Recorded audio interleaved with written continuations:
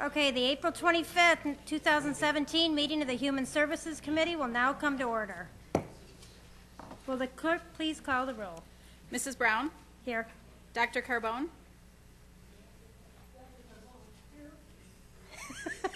Mrs. Conley? Here. Mrs. Draw? Here. Ms. Harris? Here. Mr. Hebert? Here. Ms. Cayley? Here. Mr. Lightfoot? Here. Chairwoman Taylor is excused. President Daniele? Here. Is there anyone signed up for the public forum? There is not. Is there anyone present who is not signed up to speak who would like to address the committee at this time? Okay, seeing none. The next item on the agenda is the approval of the minutes. You have the March 30th, 2017 minutes before you. They will stand approved unless the clerk is notified of any changes by the end of the day. The next item on the agenda is new business. Madam Clerk? Referral 17-0141, acceptance of a grant. Second. Moved by Legislator Conley and seconded by Legislator Draw. Is there any discussion? Legislator Cayley. Thank you, Madam Chair. Through you to the administration. Could I get an update as to how successful, is that me? How successful you feel the initiative is at this point? I think this is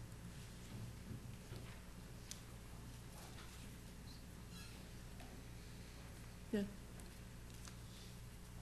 We're pausing. Through the chair, in 2016, this program received 72 newly diagnosed cases of HIV, which is the lowest ever in our history. 100% of those new cases were linked and are active in care. We received 117 referrals for folks who were out of care, as evidenced by greater than 13 months of lab work. After working those 117 referrals, 37 were actually eligible for linkage. What that means is many of the referrals were from other counties become diagnosed at our facilities. And as we work them, we refer them to their home county. Some of them are no longer alive. Some of them may be in the prison system and referred there. Okay, thank you. And then through the chair, I guess you may have answered this in a different way, but in the results of this service, have you found that you've brought people back into care that have been out of care? Through the chair, 35 of the 37 eligible were relinked into care. That's 94%. Thank you. Is there any other discussion? Okay, all those in favor, please signify by saying aye. Aye. Any opposed? Item carries. Next item. Referral 17-0142. Moved by Legislator Draw, seconded by Legislator Carbone. Is there any discussion? Legislator Conley.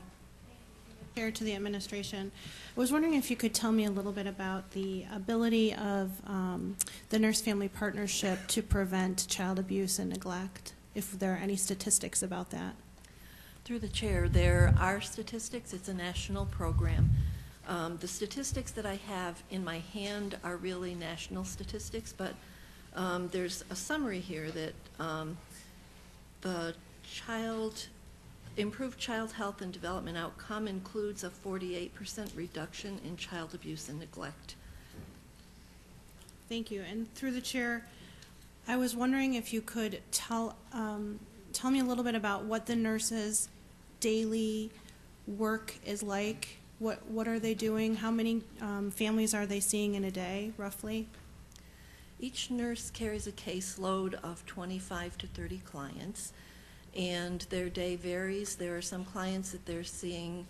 It's according to a prescribed regimen that it's evidence-based and shows that certain interventions produce reliable outcomes. And so based on the program, initially they might be visiting clients once every week or once every 2 weeks, always, of course, with the client's agreement with the plan. Sometimes later, After the child is initially born, they visit more frequently. Later, they might visit less frequently, once a month, once every 2 months, and again, depending on where the client is in their accomplishment of their goals, because sometimes by that point the clients actually have completed high school, are attending college, maybe have jobs. So their daily visits are very dependent on which clients they're seeing. Some of their visits might be shorter, some of them longer. A little bit difficult to pin it down to an exact number. Thank you. One last question through the chair. Are there any statistics available for how many first-time mothers that we're working with visiting nurse had referrals for child abuse or neglect in Monroe County? Are there any local numbers? Through the chair, I don't have that number, but I can check, and I am fairly confident that we must have that data. Thank you. Legislator Kaley. Thank you, Madam Chair. Through you to the administration. If I remember correctly, a year ago, we voted to extend a contract, I believe, into September of 2018 for this service. Am I not remembering that correctly? Through the chair, the contract that you probably voted to extend was a grant contract and not the actual contract with Visiting Nurse Service.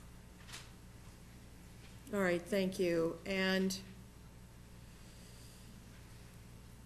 is there any reason through the chair why we are just voting now for the services that have actually been extended as of January 1st, 2017? Through the chair, the rationale, the reason we're at this point now is because in the excuse me, during the end of 2016 there was an amendment to the contract, and before we could begin the 2017 contract, that final amendment had to be completed. So it's just a paperwork holdup. All right, thank you. And then one last one, if I may, through the chair. I had the opportunity to go on a ride-along with one of the visiting nurses for the program, and I found it very, very beneficial to my understanding and how things work. Is that still a possibility for someone to do through the service? Through the chair, if somebody is interested, we would certainly arrange to set that up with the client's permission, of course. Thank you very much. Is there any other discussion? Okay, all those in favor, please signify by saying aye. Aye. Any opposed? Item carries. Referral 17-0143.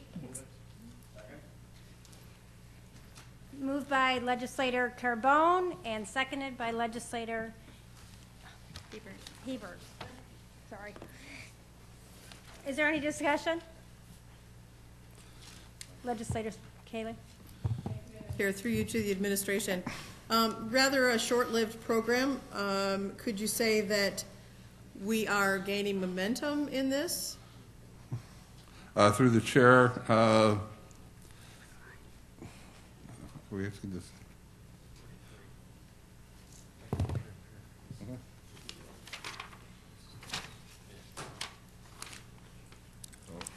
Through the chair, could you repeat the question, please? Well, thank you. Probably a little bit confusing. Third year of receiving this grant. Has the receiving this grant within this program allowed the program to gain a footing or an upward momentum in offering services? Through the chair, yeah, yes, actually it has quite a bit, and we're really excited about some of the offerings that we've been able to provide this year. Starting in late November, early December of 2016, we formed a partnership with Lifespan, and then of course through our subcontractor Compeer, and we now offer volunteer-based transportation services to veterans anywhere they need to go within the county for things like grocery store, doctor's visits, that type of thing. Transportation is a really big issue for a lot of veterans who don't have access to reliable and safe transportation. And in addition, for veterans who have post-traumatic stress disorder and other mental health issues, a lot of times they don't feel comfortable using public transportation. So by having veterans driving other veterans to the places they need to go, we not only establish the fact that we are able to meet that need for them, but then we're also creating that peer support between the driver and the veteran who is receiving the ride. And now, since end of November, early December, we've delivered about 200 rides to veterans. On average, we're picking up about 25 to 30 rides per month more each month that goes by. And a lot of the veterans that call are now requesting certain drivers because they've developed that relationship. So the word is really spreading quickly. We're getting a lot of referrals from the VA and from other veterans organizations. That's just one of the programs that we've developed through this peer support program. We have several others that are underway. We're doing cooking classes out at the Equa Center with obviously a number of vets in the program. We're doing a golf league this summer. So we have a lot of different things that are really hitting on a lot of different interests that would bring vets into the program and help with that peer support issue. Thank you. That's very good to hear. That's it. Any other discussion? Legislator Hebert. Thank you. Through the chair, you mentioned the drivers just now. Are those the veterans providing the driving trained in any particular way, or are they just veterans? Through the chair, they are. So Lifespan has a program that is funded through the state called RSVP. I'm not sure if you've heard of it, but it basically is a kind of a program that helps seniors get a ride. Sometimes they call it Give a Lift. And so Lifespan trains the volunteer drivers, and then they also are able to connect in with the DMV and ensure that any volunteer driver has a clean driving record. If anything, were to happen to that driving record while that person is still volunteering, Lifespan would get a notice right away. And then they also provide all of the insurance that's necessary. Thank you. I was pointed at a slightly different training question. Does the driver have any training to work with the other veteran specifically? Through the chair, they do go through a very, I would say, brief training program with Compeer. Compeer has something that they do with all the volunteers that are working with their peers. And we've had a number of different meetings with other counties that have this same program and kind of vetted our training program against what some of the other counties are doing. It's very comparable. Thank you. Last question through the chair. Do you have enough volunteers that are prior veterans to do the work that you're trying to do? Through the chair, I'm glad you asked. So we could always use more volunteers, and in fact, that's something that we are actively seeking on a pretty regular basis. In fact, whenever we do any kind of outreach, we always mention that we need more volunteers. And so to meet that demand that just keeps growing every month, if anybody knows a veteran that has some spare time and would like to do some driving, we would love to take them. Thank you. That drove one last question. Is there anything this body could do to help you advertise the need? Through the chair, that's a great question and a great offer. I guess, we're really any veteran who has time that it's kind of like creating an intentional friendship. So whether they want to do driving or if they want to just spend time, a couple hours a month, they go to a coffee shop together, they go bowling, whatever it is, it's really just an effort that we have to create kind of that friendship and that bond. Anybody that is looking to help can certainly contact our office. And my direct line would be 753-6861. I don't know if anybody wants that repeated or not, but we certainly would be happy to support any outreach efforts anybody's doing while they're out in the community as well. Thank you. One last request. Add me to your list. Okay, great. I will. Is there any other discussion? Okay, all those in favor, please signify by saying aye. Any opposed? Item carries. Referral 17-0149. Moved by Legislator Hebert, seconded by President Daniele. Is there any discussion? All those in favor, please signify by saying aye. Any opposed? Item carries. Are there any other matters to come before this committee? Okay, seeing none, there be the April 25th, 2017 meeting of the Human Services Committee stands adjourned. The next meeting of the Human Services Committee will be held on Tuesday, May 23rd, 2017 at 5:30 p.m.